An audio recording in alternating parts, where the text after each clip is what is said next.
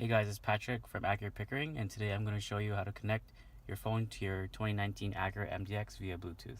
So first what you want to do is go into the settings and then press Bluetooth, and then once you're in this screen you go all the way down to other devices, and you're going to be pressing settings on the vehicle, and then you would scroll to Bluetooth phone settings and then Bluetooth device list, and then add Bluetooth device.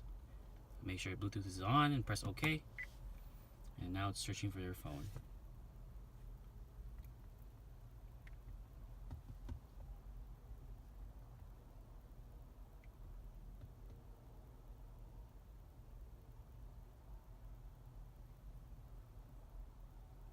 Once it says your iPhone, which is me, Patrick's iPhone, just press enter. And then on your phone, you're going to see a pairing request, which you say pair.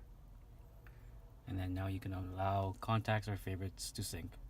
And you can allow that as well. And now your phone's connected via Bluetooth.